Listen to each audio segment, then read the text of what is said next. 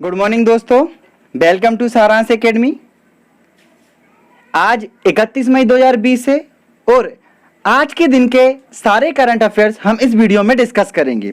यदि ये वीडियो आपको हेल्पफुल लगती है तो इस वीडियो को लाइक और शेयर करना ना भूलें और यदि आपने हमारे चैनल को अभी तक सब्सक्राइब नहीं किया है तो चैनल को सब्सक्राइब कर लें। पहला प्रश्न है कि किस देश ने विश्व स्वास्थ्य संगठन से सारे संबंध तोड़ लिए हैं और इसे चीन का कठपुतली बताया है। आपके ऑप्शन है United Kingdom, B Japan, C France, D USA. इसका सही जवाब है यूएसए। यूएसए ने विश्व स्वास्थ्य संगठन से सारे संबंध तोड़ लिए हैं और इसे चीन का कठपुतली बताया है। आइए और जानकारी लेते हैं। अमेरिकी राष्ट्रपति डोनाल्ड ट्रंप ने इसका ऐलान किया है और ट्रंप ने WHO व चीन को दुनिया भर में कोरोना से हुई मौत का जिम्मेदार ठहराया है। ठीक है, तो इस प्रकार यूएसए ने WHO से अपने सारे संबंध तोड़ लिए हैं। ठीक है ना। WHO के बारे में जान लेते हैं।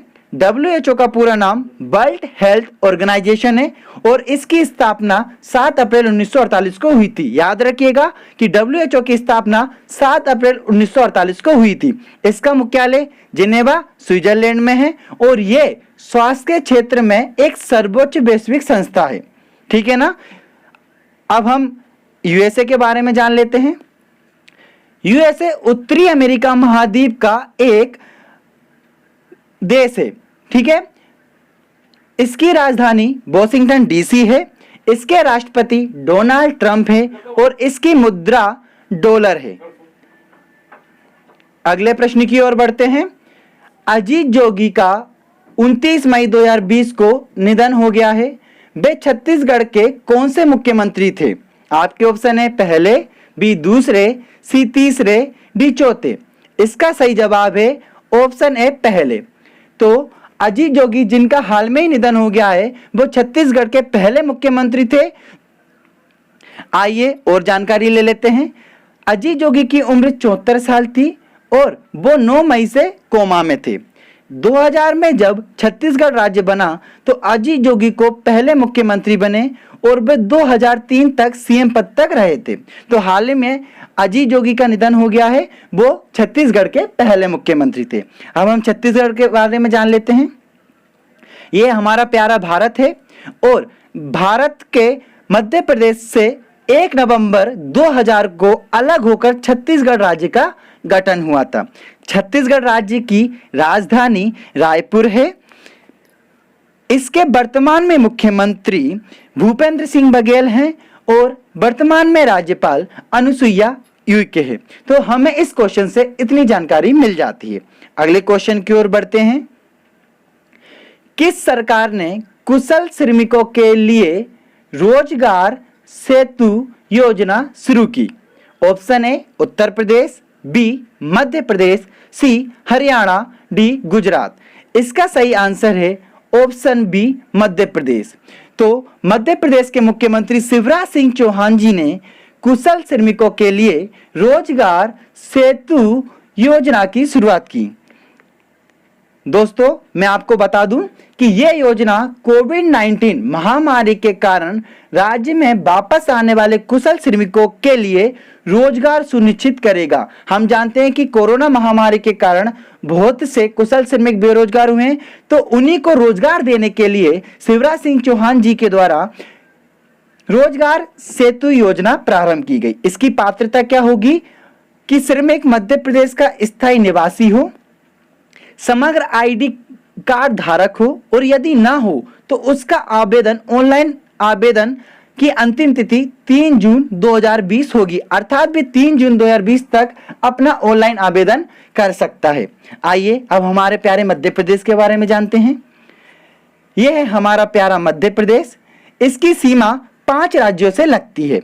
उत्तर में उत्तर प्रदेश से, पूर्व में छत्तीसगढ़ से, दक्षिण में महाराष्ट्र से, पश्चिम में गुजरात से और उत्तर पश्चिम में राजस्थान से। हमारे प्यारे मध्य प्रदेश की राजधानी भोपाल है। इसके वर्तमान में मुख्यमंत्री शिवराज सिंह चौहान हैं और वर्तमान में राज्यपाल लालजी टंडन हैं। मध्य प्रदेश में विधानसभा की 30 सीटें हैं। तो इस प्रश्न से हमें इतनी जानकारी मिल जाती है। आगे बढ़ते हैं अगले क्वेश्चन की ओर। माउंट एवरेस्ट दिवस कब मनाया जाता है? Option A 28 May, option B 29 May, option C 30 May, option D 27 मई।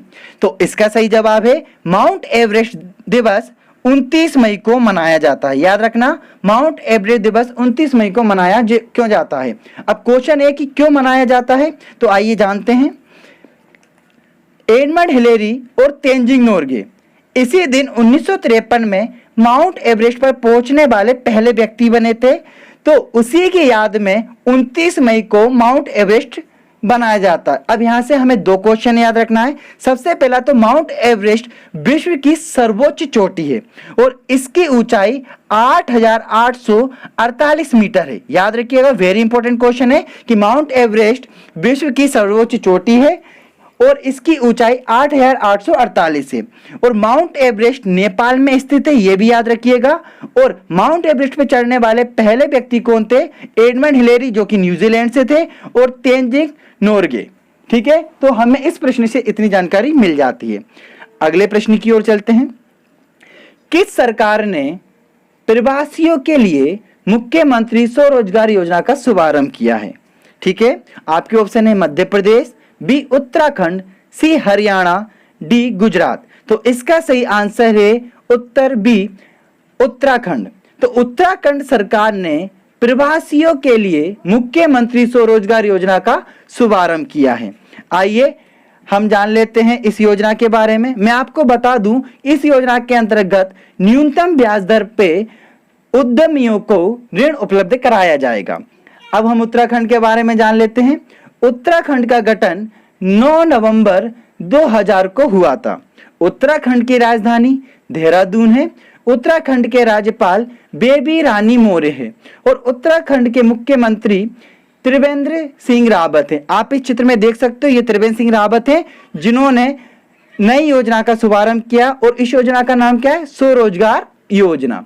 ठीक है, तो हमें इस प्रश्न से इतनी जानकारी मिल जाती है। अगले प्रश्न की ओर हम चलते हैं। हिंदी पत्रकारिता दिवस कब मनाया जाता है? याद रखिएगा, हिंदी पत्रकारिता दिवस कब मनाया जाता है? आपके ऑप्शन है 29 मई, बी 28 मई, सी 31 मई, डी 30 मई। तो याद रखिए, हिंदी पत्रकारिता दिवस 30 मई को मनाया जाता है। 30 मई को हिंदी पत्रकारिता दिवस मनाया जाता है। अब हम जानते हैं कि हिंदी पत्रकारिता दिवस क्यों मनाया जाता है। मैं आपको बता दूं कि हिंदी भाषा का पहला समाचार पत्र उद्दंड मार्दंड 30 मई 1826 को प्रकाशित हुआ था। इसी उपलक्ष्य में 30 मई को हम हिंदी पत्रकारिता दिवस मनाते हैं। याद रखना, यह क्वेश्चन बहुत इंपॉर्टेंट है कि हिंदी भाषा का पहला समाचार पत्र कौन था। तो हिंदी भाषा का पहला समाचार पत्र उद्दंड मार्दंड था। ठीक है, और मैं आपको बता दूं कि उद्दंड मार्दंड के जो संपादक थे वो पंडित जुगल किशोर शुक्ल थे। तो कौन थे? पंडित जुगल किशोर शुक्ल थे, जो कलकत्ता से साप्ताहिक समाचार पत्र की इन्होंने शुरुआत की थी। तो इस प्रश्न से हमें इतनी जानकारी मिल जाती है। अब हम कुछ अन्य महत्वपूर्ण करंट अफेयर्स देख लेते हैं। क्वेश्चन है कि बेजान दारूवाला का निधन हो गया, वे कौन थे? तो आप याद रखिएगा कि वे एस्ट्रोलॉजर थे, मतलब ज्योतिष थे। तो आपसे ये क्वेश्चन पूछेंगे कि बेजान दारूवाला का हाल में ही निधन हो गया है और वे कौन थे? तो आपको बताना है वे कौन थे? एस्ट्रोलॉजर थे, मतलब वो ज्योतिष थे। ठीक है, अगले प्रश्न की ओर चलते हैं कि 11 वर्षों के सबसे निचले स्तर पर भारतीय अर्थव्यवस्था पहुंच गई है, तो इसकी समृद्धि दर कितनी बताई गई है? वो है 4.2%। मैं आपको बता दूं कि भारत विश्व की सबसे बड़ी उभरती हुई अर्थव्यवस्था में से एक था, जो 7% से ज्यादा की अधिक सी समृद्धि दर से आगे बढ़ रहा था। पर अभी कोरोना महामारी के चलते जो हमारी अर्थव्यवस्था को नुकसान हुआ है, उसके कारण इसकी समृद्धि दर 11 सालों की निम्नतम अवस्था पे आ चुकी है, वो है 4.2%। अगला करंट अफेयर्स देख लेते हैं कि बाडा ने किरणजीत कौर पर डोपिंग के चलते 4 साल का बैन लगाया है। ठीक है, तो किरणजीत कौर पर बाडा ने क्या लगाया है? 4 साल का बैन लगाया है। मैं आपको बता दूं, बाडा जो है वो एंटी डोपिंग एजेंसी है, वर्ल्ड एंटी डोपिंग एजेंसी। ठीक है, और इसकी स्थापना 1999 में हुई थी और इसका मुख्यालय मॉन्ट्रियल कनाडा में है। याद रखना, बाडा की स्थापना 1999 में हुई थी, मॉन्ट्रियल कनाडा में इसका मुख्यालय है। और बाडा क्या है? एक एंटी डोपिंग एजेंसी। ये याद रखना, बहुत इंपॉर्टेंट क्वेश्चन है कि बाडा क्या है। ठीक है, तो बाडा एक एंटी डोपिंग एजेंसी है। तो आपको आज का प्रश्न दे देता हूं और इसका आंसर आप कमेंट में जरूर लिखिएगा। ठीक है, कि कोरोना वायरस चीन के किस प्रांत से फैला? Option A Shanghai, option B Wuhan, option C Hubei, option D Henan. आप अपना आंसर कमेंट बॉक्स में जरूर बताइएगा। और इस वीडियो को अगर आपको अच्छी लगी है तो आप इस वीडियो को लाइक और शेयर करिएगा। और यदि आपने हमारे चैनल को सब्सक्राइब नहीं किया तो चैनल को सब्सक्राइब कर दीजिएगा। Thank you so much.